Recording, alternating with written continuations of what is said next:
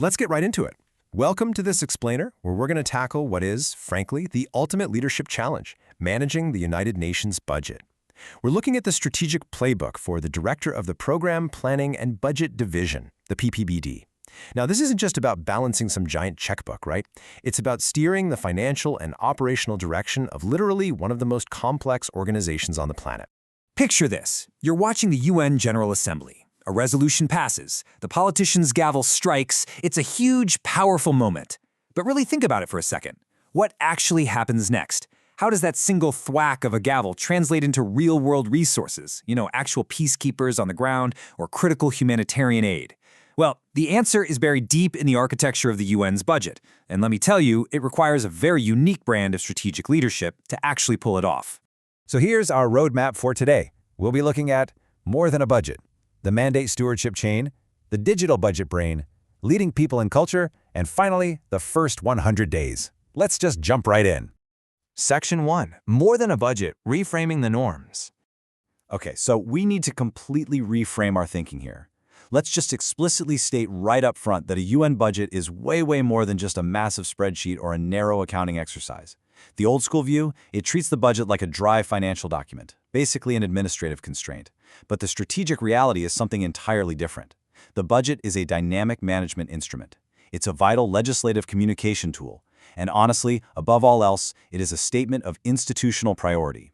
It's the ultimate test of whether the Secretariat can actually demonstrate discipline and transparency to member states. So it's not just about the math, it's the actual narrative of how the UN fulfills its global promises. Moving on to Section 2. The mandate stewardship chain, from gavel to ground. Now, if we want to maintain a crystal clear line of sight from the initial intent to the final action, every major product coming out of the budget division has to answer 4 cascading questions. First, what is the legislative intent? Second, based on that exact intent, what are the expected results? Third, what required resources do we actually need to get us there? And fourth, how will performance be monitored? It's like a chain. If any single link here is weak, say a mandate is costed without any real operational realism, or a performance report lists out a bunch of activities but completely fails to show actual results, the entire organization becomes super vulnerable. We're talking delayed approvals, weak accountability, the whole shebang. So, to keep that chain unbreakable, the UN relies heavily on results-based management. I know, results-based management sounds like some heavy corporate jargon, but it actually boils down to a very simple, crucial truth. It's about proving that the money actually did what we promised it would do. Period. It's not just some decorative language you wrap around a budget to make it look nice. It is the absolute core logic that shapes everything, from the first resource allocation all the way to the final evaluation. I absolutely love this quote. A result that has no credible indicator is difficult to manage. Think about that for a second. An indicator that's totally disconnected from resources, it's impossible to interpret. And a resource request that doesn't clearly explain the result it's going to enable, good luck defending that. Without harmonized frameworks across all the UN entities, providing a clean, transparent budget narrative to the General Assembly, or any of the advisory committees for that matter, is practically impossible. You have got to be able to measure success. All right, Section 3, the digital budget brain, systems and analytics.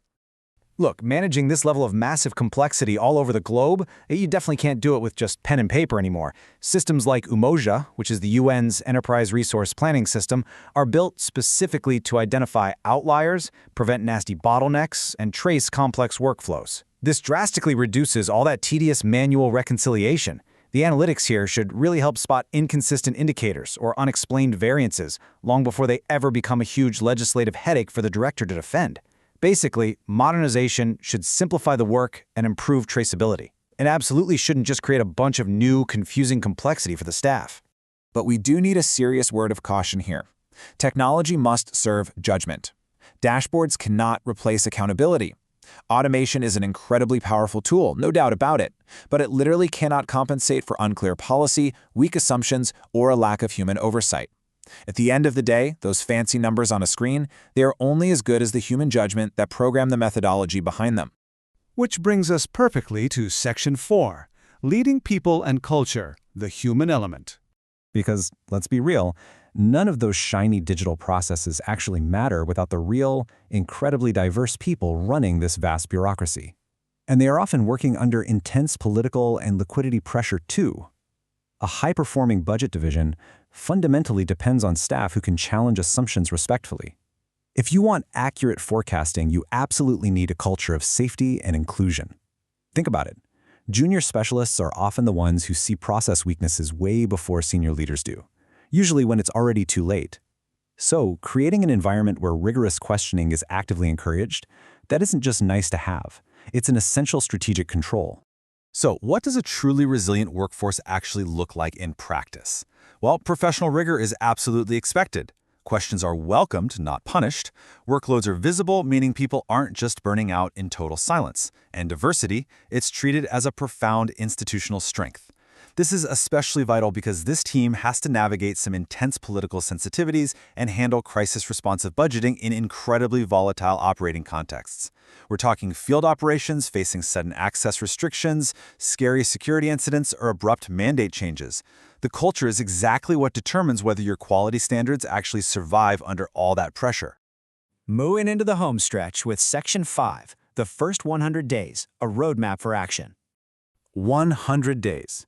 It's a magic number. Often leadership appointments in these critical UN roles might just be temporary or transitional. But a temporary appointment absolutely doesn't reduce the need for strategic clarity. If anything, it actually increases it. This 100-day window is the most critical time frame to stabilize processes, advise senior leadership, and build out institutional memory that is actually going to outlast the director's tenure. Let's quickly map out what this timeline looks like. You kick things off with the diagnostic phase. Now, this isn't about making immediate, sweeping, chaotic changes. It's about structured listening, sitting down with staff and client entities to really identify those recurring weaknesses. Then, that naturally flows right into the design phase, where you start revising guidance and tackling those analytics priorities we talked about. By month 2, you're entering a pilot phase. This is where you test out your new approaches with a few selected entities just to see how they handle real-world liquidity constraints. And finally, you hit the consolidation phase, where you institutionalize all these great new habits widely across the board.